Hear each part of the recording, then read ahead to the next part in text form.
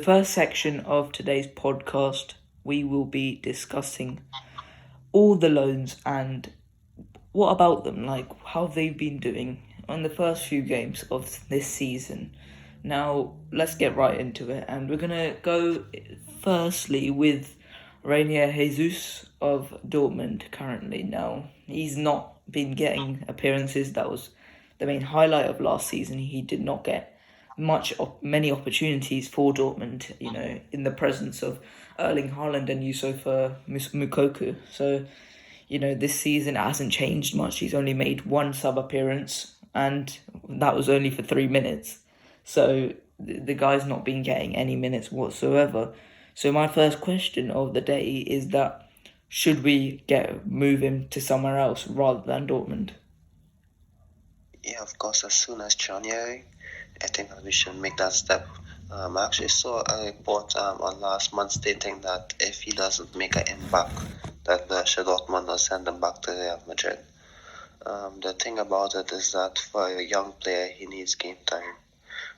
He needs game time, and he needs to take a step back, to maybe think about, a team. Maybe he should come back to Real Madrid, maybe play a few games with Castilla, in my opinion. Then he should go to another team in La Liga at the end of the season, because maybe if he returns immediately and gets loaned out again, he may not be settled to be able to get game time. So maybe if we can find a club in January where he can have short game time, then that's going to be good. However, for a young player, he needs game time to develop. He's 19 years old. He just had a decent Olympics. Maybe had he been starting for a club, he would have started more games for Brazil. All the games he played was off the bench. And despite the fact that he impressed at times, you can see if you look at some of the games he played in the Olympics that he did lack. A bit of a full-on confidence. So maybe he needs game time. We haven't seen much of him since he arrived at Real Madrid because of the lack of game time at Dortmund. So it's difficult to analyze his future at the time. But for him to become a better player, he has to take a step back and go to a smaller team, maybe in La Liga, to find his feet again. Yeah, it was the last transfer before Camavinga that we paid a transfer fee for. I think it was 30 million, and I think what were we expecting when we were sending him to Dortmund apart from being benched every game? They bought Erling Haaland 6 months earlier, and he'd already started like a roof on fire, and he was just absolutely insane during that first 6 month period, and he's just continued that way. And then they've also brought in Yusufa Moukoko, who's obviously going to be more of a priority to them due to being a youth player, and he could, no offense to Renier, but I do think that Moukoko is a more promising player, because if his youth record was absolutely insane. It was like something like 70 goals in 30 games, which is just it's just how, like, it was brilliant. And I think we've got to pull him back in January, and we got to, terminate his contract with Dortmund, because it's just not working there. It's not going to work there. They're not going to give him game time. By all rights, they shouldn't, because their two current players, they're performing, and they've also brought in Marlon now as well. So it's just going to get even more tricky for him to get game time this season. So I think we should terminate his contract and send him to somewhere in January, but it has to be a significant step back, because you can't send him to somewhere like Dortmund and expect him to get game time, especially with players like Haaland available. And I think, somewhere like Espanyol, this from La Liga this season in January, that could be a good place for him to develop, maybe behind someone like Raúl de Tomás, where he's been doing fantastic. Raúl de Tomás, maybe Rayo Vallecano behind Falcao, maybe even behind, maybe in like Celta Vigo, because Celta have been doing pretty poorly this season. I rated them pretty highly in our game against Celta, but they've been doing pretty poorly. But I think their attack is very, very fluid, and I think if Renier slotted in there, they could do well. So I think where would you put Renier in for La Liga? Okay, first of all, in relation to his struggles at Dortmund, he isn't a natural striker. He's more of an attacker midfielder, a second striker, in my opinion. So that's why I was a bit disappointed that he's barely getting game time. I mean, if he was a striker, I would have understand because, like you said, Haaland is so good and Makoko as well. But he's more of an attacking midfielder, second striker. That's the function he normally operates in. So that's why I'm a bit disappointed that he isn't playing as much as I thought. Actually, I was thinking about Ajax, in my opinion, similar to what we did with Odegaard. Odegaard didn't play for Ajax, he just went to Holland. I think if Reina can go to Holland, I just think for maybe a year, it could actually give him the confidence he needs, actually, because it's a smaller league, but Ajax play good football. They play in Europe most of the years. You basically said most of the best shots in La Liga, but when he told me about Rene, I was always thinking about Ajax can be a good fit for him, in my opinion, because they play good attacking football. They have a good squad, and he can actually have a good versatile role. The issue is that I don't think that they play with a centre attacking midfielder. However, I think that if he comes in, they maybe could adjust a bit. They have a versatile coach, and he can actually play maybe behind Sebastian Haller or Tadic. I think that he can link up with those attackers, in my opinion, and then he can gain the confidence.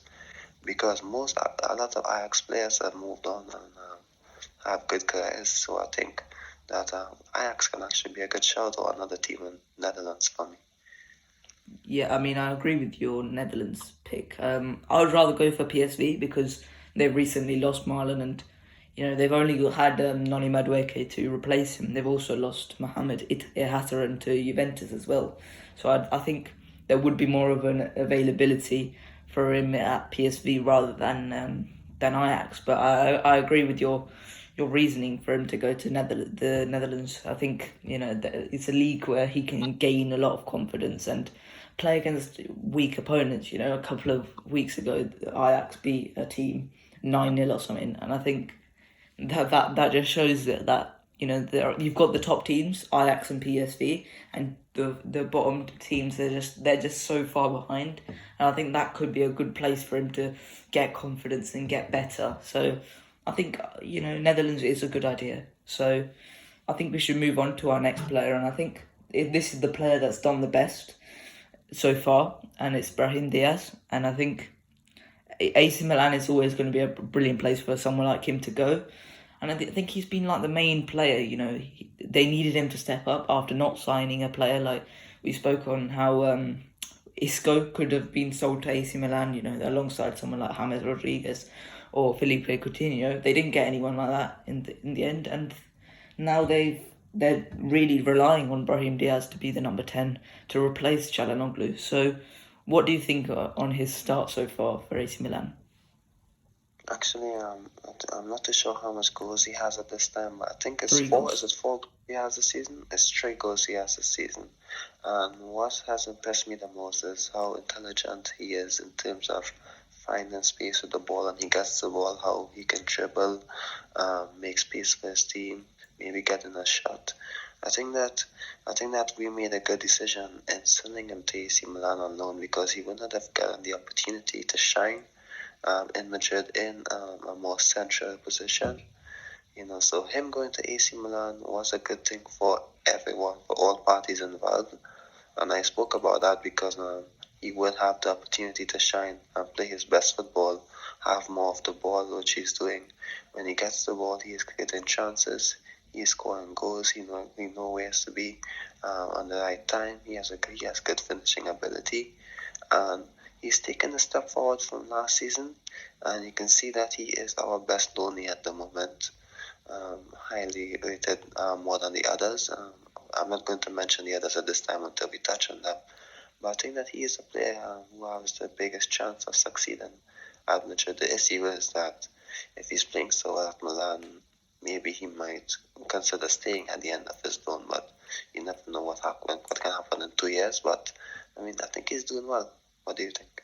Yeah, I mean, I quite like watching Serie A. I've watched AC Milan and Roma quite a lot, and I watched the AC Milan Juventus game, and I think the players were searching for Brahim in that game. They were just like, oh, where's Brahim? Where's Brahim? They looked up in the ball and they found Brahim, and then Brahim would be the one who would drive the ball into the opposition third. I think, they've looked for him, and I think he's done well to step up and take that responsibility as the player to be the main outlet of assists and goals.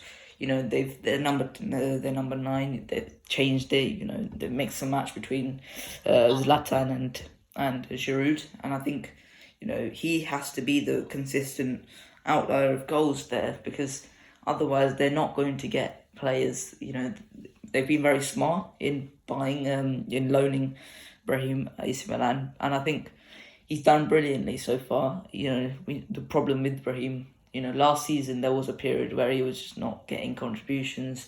He was injured for a bit and he just couldn't get that consistency. We need to see him maintain this level for the whole season in order for him to come back, because I genuinely do think he has a spot at Madrid in the future, but he has to seize his opportunity at Milan this season.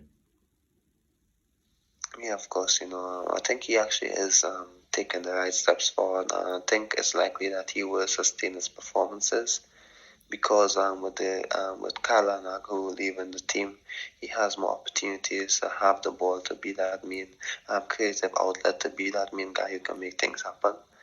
I think that because he now has a more central role and he has more responsibility, that it's going to be better for him, to show what he can do. Yeah. Okay. So I think we should move on to Takefusa Kubo, who has same amount of appearances and same starts and sub appearances as Brahim Diaz, and I mean he's been less impressive than Brahim Diaz, but as always he's been quite all round attacking good. He's been taking shots on goal. He's been putting nice key passes in, and he's had some good dribbles as well. I think he needs to improve his goal contributions. I think he hasn't got any this season. Mallorca have been doing well, I think, for their standards this season. Obviously, was in that really poor loss against us in the midweek, and not Brahim Kubo didn't play that match, so I think they do look to him to be the main man in that team, and I think that's good for him. He seems like the type of player to be the main man. We saw that with Japan at the Olympics, and now I think Mallorca need him because he has to be the main player for Mallorca. So that's why I think he's a good player for Mallorca, and that's why Mallorca is a perfect destination for him. We just need to see that those goals and assists go up. And I've spoken on his Japanese issue. Basically, Japanese players are not allowed to have two different nationalities. They can only pick one. They either pick the other nationality, and they rip up their Japanese passport, or they choose Japanese. And the problem with that is that Real Madrid are only allowed to have 3 non-EU players in their La Liga squad. So, it's going to be difficult for us to register him, and especially if he continues to play like that, he's going to be seen as more of a guy to cash in on. So, what do you think on Take Kubo? Yeah, of course. Like you said, he can be a bit dispensable. If those issues continue, because of course the other players, Vinicius, Jigo Militao, are rated higher than him, but I think Vinicius is close to getting a Spanish passport. Yeah, I think he's in the process currently. Yeah, so that's going to make it a bit easier for him. But we know Real Madrid.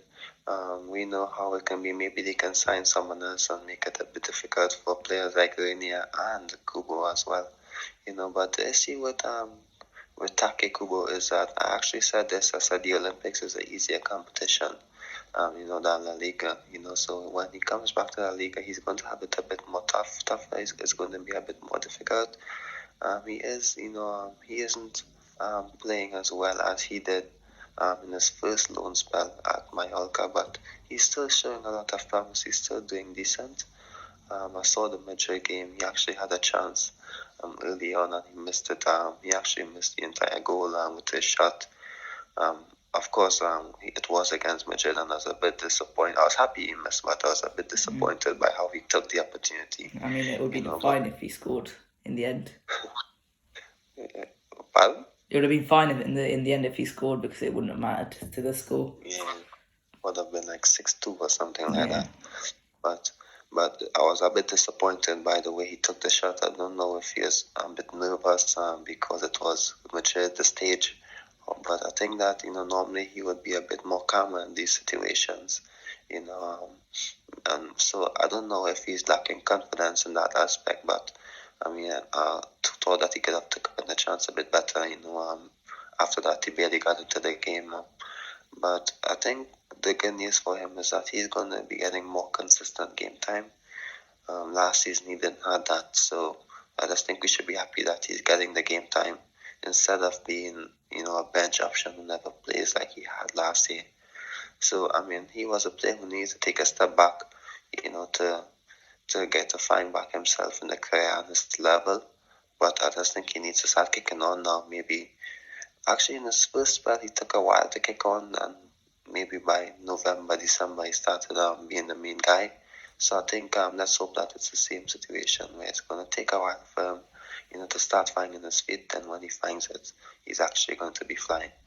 But we need to be a bit more patient after the season he had last year. Yes. Okay. We're gonna move on to Borja Mayoral now, and I think, as I said, I do watch a lot of Serie A, and I've watched Roma very, very, frequently, because I do like Jose quite a lot. So I've watched Borja Mayoral. He hasn't played much at all this season. Jose is obviously going to prefer Tammy Abraham. Tammy Abraham, he is just the better player all round, all parts of his game. But he also prefers Eldor Shomurodov. I think that's how you say it. And I think, that's fair enough. He's looked pretty good, Shomurodov, this season. He's been brilliant on the ball. He's been brilliant off the ball. So he's, Borja Mayoral has just been reduced to sub appearances, which, it's not good for his development. But at age 25, I believe he is. It's development's not really the issue. It's more getting consistent form now at this point in his career. Borja Mayoral, he's gonna. I think he would be a good asset to have at Real Madrid. I think he's better than Mariano, but I think, maybe not as good as Jovic on his day, but Jovic's day hasn't been happening at Real Madrid very often at all. So I think Mayoral would be a good asset for us to have, as an alternative to Benzema. I think if Benzema got injured, you can't really trust Jovic and Mariano to get the goals. So would you take Mayoral back at Real Madrid in January? Well, firstly, in relation to the Jovic issue, Carlo Ancelotti seems to like him. Jovic seems to be doing well when he puts him on. So maybe if Jovic gets a bigger chance under Ancelotti, then maybe he can do well. So I'm not going to close the Jovic door at this time. This year with Mayoral is that if we bring him back, there's no space for him. Even next season, there won't be space for him, because there will be. I'm sure Mbappe is going to come. I'm sure you're going to try to sign Haaland. And where does that leave Mayoral? I think if we bring him back, he's just going to be in the same situation. It isn't that he is this young, promising striker anymore. He's 25 now, like you said. So, I don't think it makes sense for any party to keep Mayoral in the squad unless we lose both Jovic and Mariano. But even if we do, then if Haaland is there, in my opinion, speaking hypothetically, then there are so many players who can play as backup to Benzema, even if we don't sign Haaland, because of course Mbappe can play as a 9. I'm looking to the future, and that's why I'm sure not all these names, because if you look at the future, there are so many players ahead of him. So the question you have to ask yourself is, if Mayoral wasn't on Real Madrid's book, would he be a player that we would be interested in? And the answer is no. You can argue that Diaz, we would be interested in him a bit. Rene, if he starts to catches fire, we might be interested in him. Kubo as well. Mayoral is 25, and if he isn't playing well, then that's not a player that Madrid will be interested in. So we have to wait and see if he can actually, if he could actually, start getting game time somewhere else. And I don't think that we should loan him out again. I think that we should try to get a sale done. I think that's going to be the best for all parties, in my opinion, because it's not that he's playing and we can analyze him. So I think the best option for me would be a sale.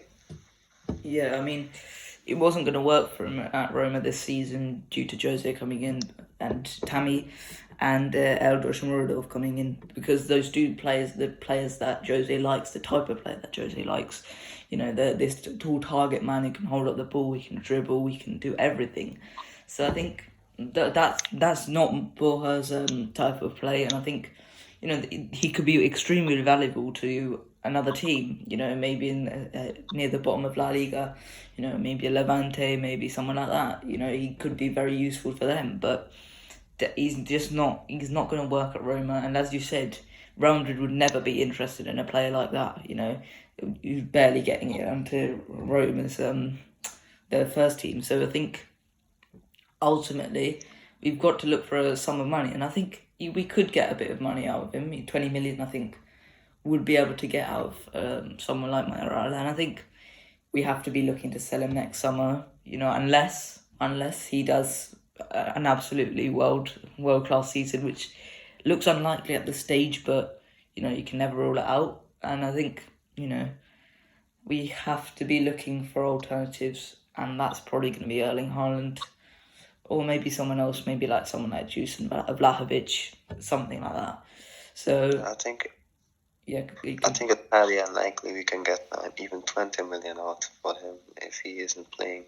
No team is going to pay 20 million. I mean, maybe because we know his talent, we know that he can do well. He did well last year. That we can say, yeah, we can get 20 million for him.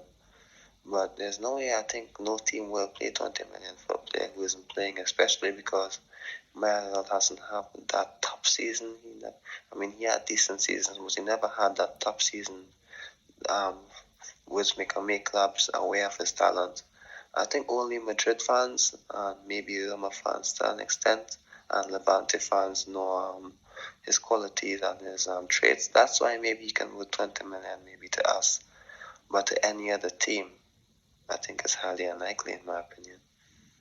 I mean, last season he did exceptionally well, to be honest, as serving as backup to Edin Dzeko, and it was a 20 million worth season. So I think if teams look back on it, then maybe we could get 20 million. But I think, yeah, as you said, he's worth that much to us, but other teams he won't be worth as much. 10 million to 20 million, I think we would be getting good sum out of that. He is a youth player. He was a youth player, but I think he could help with squad registration if we won't be able to sell him or loan him next season. So yeah, he could be a useful player, but ultimately I don't think he's got a big future at Real Madrid at all. Yeah, I have to agree with you there. It seems a bit impossible. Yeah. Okay. So lastly, unless I'm forgetting someone else, we're going to go to Alvaro Odriozola, who hasn't had. He hasn't started too much. He hasn't played too much this season yet. He looks like a good player for Fiorentina. Fiorentina have been playing very well under Vincenzo Italiano, and I think, Fiorentina, he could be a very good player for them. Linking up with Dusan Vlahovic, as I said, and a few others on the wings and in the midfield. He could do very well. He's been playing like that type of player. He was at Real Sociedad, where he was an extremely good crosser of the ball, and that service could be working well with Vlahovic. So do you see a future for him at Real Madrid? We played very well with the other right back on yesterday, so there is a future for him if he plays well. I think he can be a better right back than Lucas Vázquez. I'm not sure, in my opinion. Capa gets injured a lot, so I've always said he's a good option to have in the squad. Maybe we had to send him on loan because of the amount of players in the squad, and we needed to free up space to make any signings. So I understand the loan signing. I understand that we loaned him out. However, I think that he can get his opportunity, like when the squad trims down a bit. But I mean, it seems unlikely. I think Madrid may want to cash in on him unless he plays really well.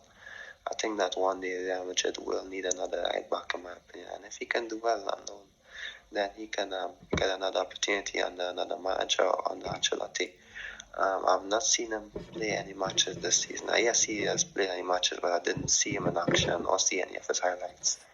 So it's a bit difficult for me to analyze, but I've always liked him a lot. I just think he needs to improve defensively and a bit of his attacking contributions as well. But he is an energetic player. So I'm a bit disappointed that he may not get his opportunity at Madrid in the long term. But I think that he can definitely have a good career, in my opinion. Yeah, I mean, he could do very well for Fiorentina, and he can definitely envision that. So, good luck to him. I think he can do very well there. But yeah, I mean, I think this should be around the end of the section of the podcast, not the end of the podcast.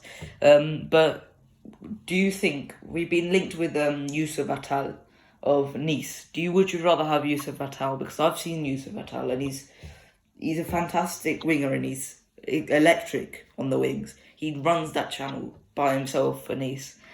Do you think he would be a good player, and would you rather have him or Odriozola? I must admit I haven't seen much of Yusuf Attal, in my opinion. I've not seen much of him to make a big analysis of him. I think Attal, maybe I've seen a bit of him, and he can definitely contribute to Real Madrid. But I think Real Madrid will have their priorities defense. They will go after other players.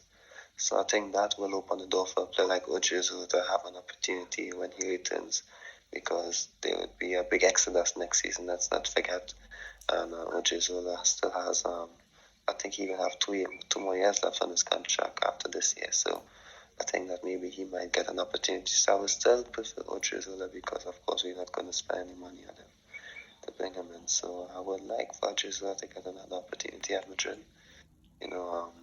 So maybe a 1 year can help him improve defensively in Italy, in my opinion. Let's wait and see what happens. So I'll still stick with Odriozola, because I would love that. Not because I think he's a better player than Yusuf Attal. I haven't seen much of him to make that analysis, but because as we can use the money elsewhere, in my opinion. Yeah, okay. So I think that should wrap up this part of the podcast. Next, we will be moving on to Asensio's future and whether his future is in the central midfield. So, in this part of the podcast, we will be discussing Marco Asensio and his future, as well as the Villarreal game. Now, it was a poor performance, realistically, and I think it was the poorest performance of the season so far from us. We were sloppy on the ball. We just couldn't play it out from the back. Villarreal restricted us to a few, very, very few opportunities. Props to them. They played very well. Defensively they were tight and they were hard to break down, and we just couldn't do it. And ultimately, I think that rooted from our midfield just not being able to, keep hold of the ball. And I think, there were just so many poor passes in the midfield. You could see Camavinga slipping a few times. He fell over a few times. The pitch seemed a bit slippy. But Marco Asensio, in midweek, everyone's loving him. He scored a hat-trick. Everyone was loving him. And yesterday, everyone just wanted to kill him again. And it was a poor performance once again from Asensio. And it was just, I love Asensio personally. He's one of my favourite players. But, you can't carry on like this. You've got to put in those strings of performances where he gets the Madrid fans back on his side. He's just not going to get that if he continues like that. It was just such a poor performance from not just him, Modric. It was an unusually sloppy performance from him.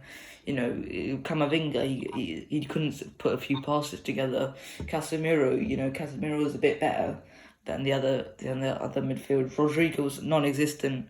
Benzema just couldn't get hold of the ball too much. Vinicius just couldn't be released too much. Nacho had an absolute stinker. It was just so bad from everyone. And Fede, Why are you playing Fede at right back when Nacho can play at right back and we've got Miguel at left back? It's just, it doesn't make sense. Fede just, he doesn't seem natural at all at right back. It just seems so forced, and he just doesn't understand the positional abilities of being a right back. Lucky they didn't have Gerard Moreno, because the amount of chances they could have had, where Danjuma just had multiple chances to put it into the back of the net. Bouladia, he was good, but in his small period of time he was on the field, but we were just so poor. So, what was your analysis from the game? Okay, yes, of course. I think it all started with the selection of players. In my opinion, there were so many attacking players today that maybe it was a bit difficult to coexist against a better team than Mallorca, in my opinion. So I think so. Let's just start with the Fede at right back and Nacho at left back. I'm going to go back to 2018, and despite the fact that Nacho had some decent games at fullback, in my opinion, since 2019, I think that experiment failed in the 2018 season post-Cristiano, when we played Barcelona. Nacho was at right back and he was crucified all night. I've never trusted him in a fullback position since then. Yes, he had good games, but against tougher teams, he will struggle. Unless you have a whole system to make him succeed, and you're not going to do that for a player like Nacho. So there will be games when Nacho will be crucified, and I'm sure that I'm not understanding why no coaches are picking up on that yet. But I'm not saying that he can't do a job at fullback. There will be games where that he will be exposed. Like you said, I don't know why Fede is playing at right back.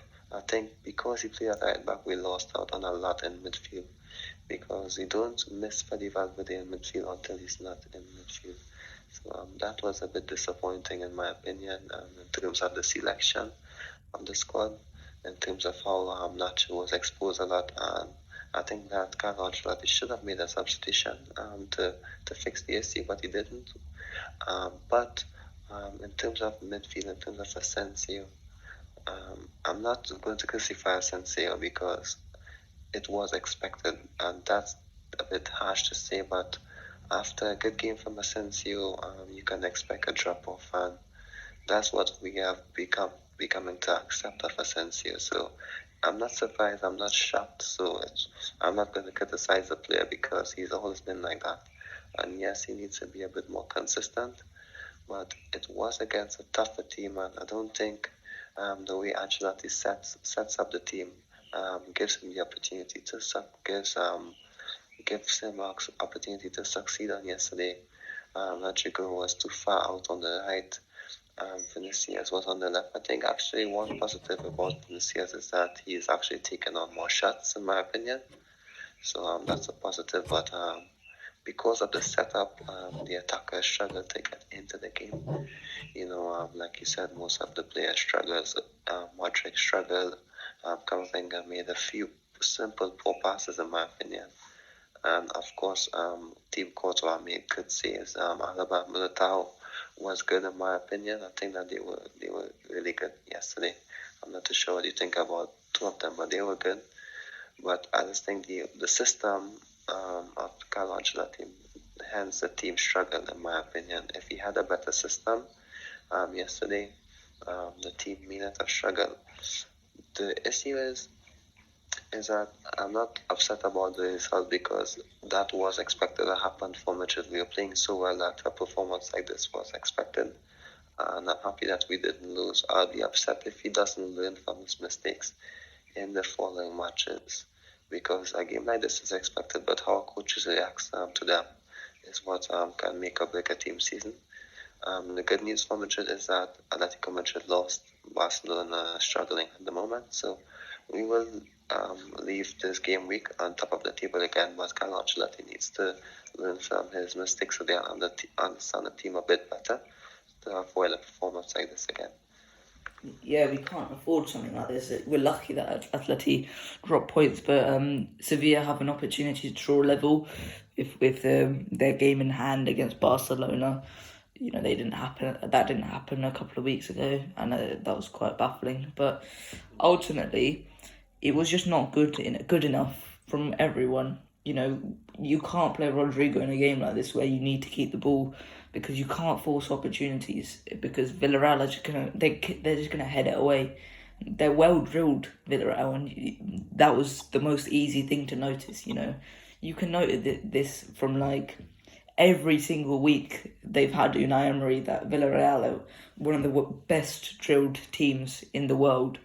They're just so good at everyone just doing their jobs, and I think we tried to force things too much. Asensio tried to put too many crosses in. We tried to play between the lines. You can't pass through into the space when there's no space in behind. Rulli's just going to sweep through and just clear everything. It's just, these are rookie things, and it's so easy to see. Play Hazard at right wing because you need to keep the ball. Maybe this would have been a perfect game for Cruz, because we needed to keep the tempo. We needed to dictate the tempo, because Villarreal clearly could not do that themselves. They're not the type of team to dictate the tempo. Parejo had a field day because he just kept on passing around us. Valverde would have been fantastic alongside Toni Kroos yesterday. And I think it was just error after error, because we just couldn't pass it to each other. We couldn't retain the ball. It was so poor. And I think, going back to Nacho just kept on forcing it. Don't force it in a game like this where Villarreal you tried to cross the ball. Raul Albiol is just going to head it away. That's what he's perfect for. Raul Albiol is just the man he's a no-nonsense centre-back. He's just going to keep on clearing. He can do it all night. There's nothing stopping him. Ultimately, it was just not good enough to keep the ball. And I think it was the team selection that did us so poorly, because you could see this was not a game for Asensio to play in. Asensio needs a bit of space to work his magic. Valverde, this would have been a perfect game for Valverde to start in midfield, not right back. Miguel, this would have been a perfect game for Lucas Vazquez to play at right back, because he can stay and sit up high, because their wingers ain't gonna play advanced. They're not gonna start advancing too quickly, because ultimately their whole team is in a low block. So I think it was just stupid mistakes, because I just don't understand why managers are going for this centre mid at right back thing, where in the summer Luis Enrique played Marcos Llorente at right back. I just couldn't see why he would do that. He previously played at right mid, but it was just poor. And I think from everyone, it was just, after such a brilliant performance against Mallorca, it was just poor against Villarreal. And I think, we're lucky it was against after Atletico dropped points against Alaves, because otherwise Atletico, they would have been looking at this and licking their lips, because my God, it was a poor performance. And next we got Sheriff Tiraspol now. A lot of Madristas will be looking at this game and thinking, oh, easy 3 points against a Moldovan team we've never heard of. It's not like that. Sheriff Tiraspol are very competent. They've beaten Red Star Belgrade and Dinamo Zagreb in qualifying, two mainstays in the Champions League, as well as beating Shakhtar Donetsk in the group stage. That's no easy feat, especially for a team with quite a low budget. If you see their training facilities, I've done quite a lot of research into who are Sheriff Tiraspol, and I think they've got such an advanced setup. They've got a setup that would be worthy of the Premier League.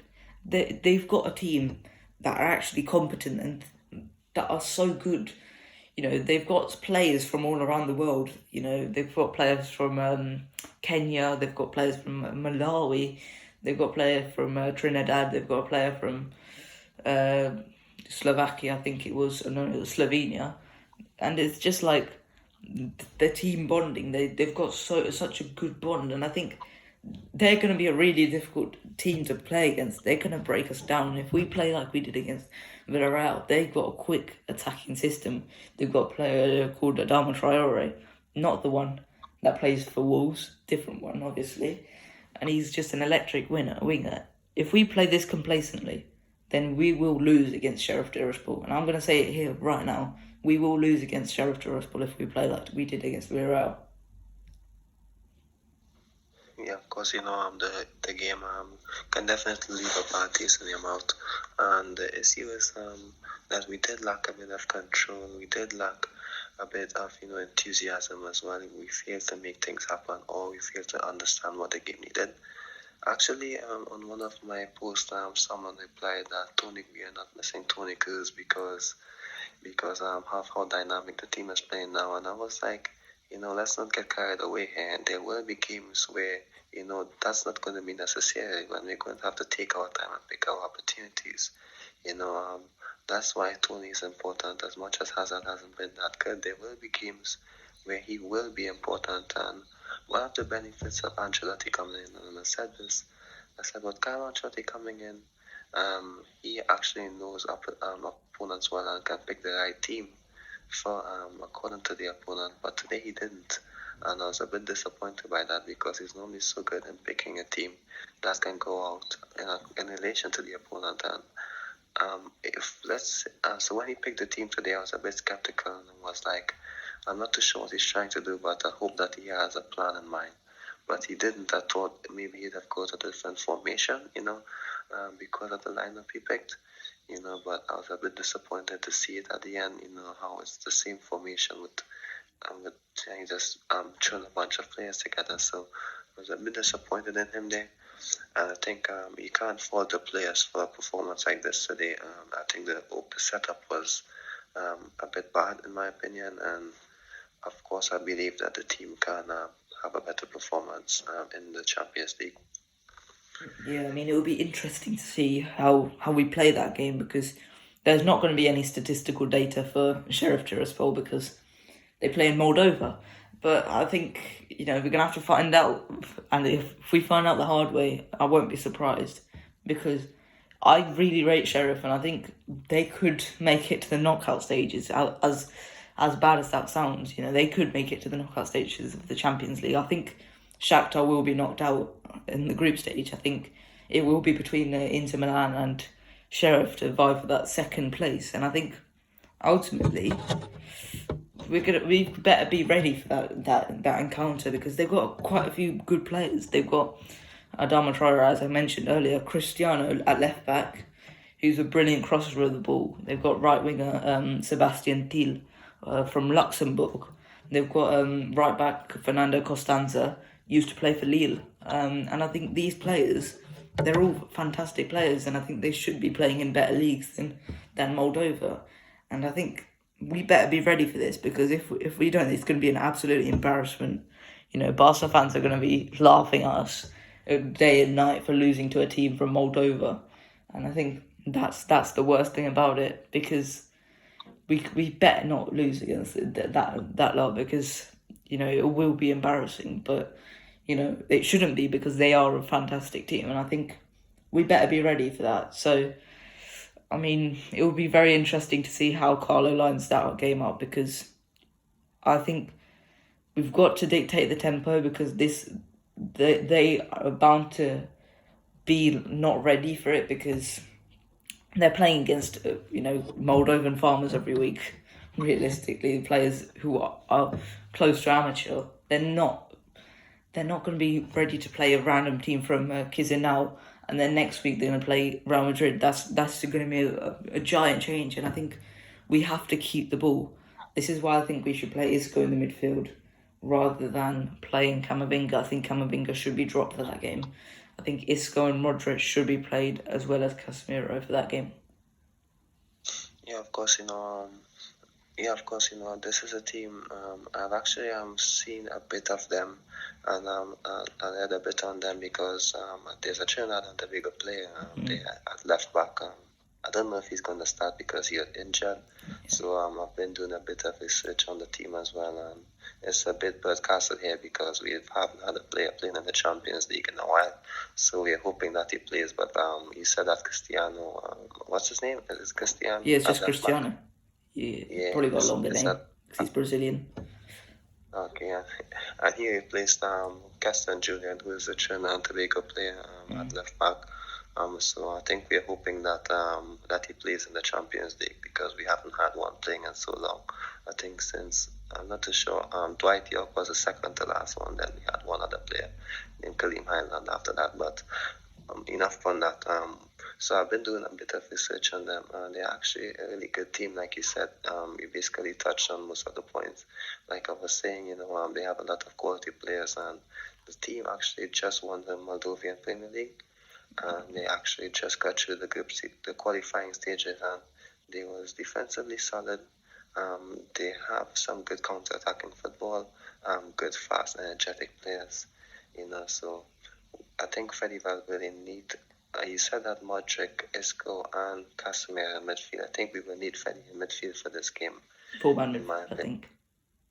Pardon me? 4-man midfield could be good. Yeah, we can try that.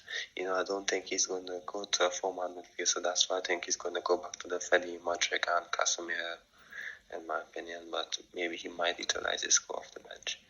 I think Isco has to play because he's the closest thing to Cruz that we can get, really, because that metronomical passer is not going to happen from Modric, it's not going to happen from Valverde, it's definitely not going to happen from Casemiro. So that's why I'm saying Isco should play.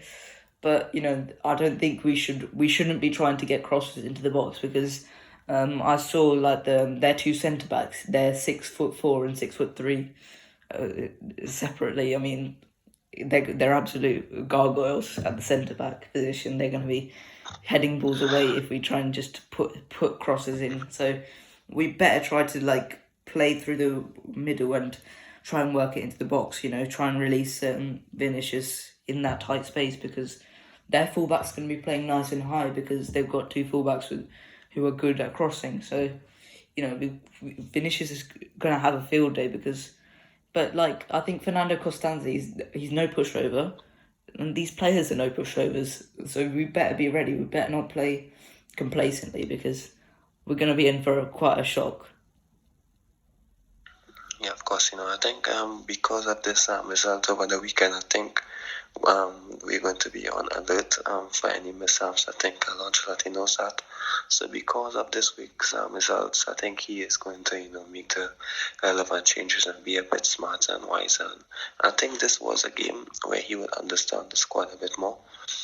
So I hope that because of this game, he isn't going to just put Freddy Valverde as a fullback again, or make those poor decisions, in my opinion. So I'm happy that he can make those decisions and the team still survives and we have a 25-game unbeaten streak in La Liga. I think it is now, and we are unbeaten this season. So I'm so happy that we are unbeaten. So I think that he should learn from his mistakes, and I think that we can maybe beat Sheffield. It's not going to be a walkover, but maybe 3-1, 2-0 in my opinion. Yeah, I think it will be a bit more difficult than that. I think it will probably be something like 1-0 or 2-1. I think they're a very difficult team. So, yeah, I think that should be the end of the podcast. Have you got anything else to add on the Villarreal game or the Sheriff game?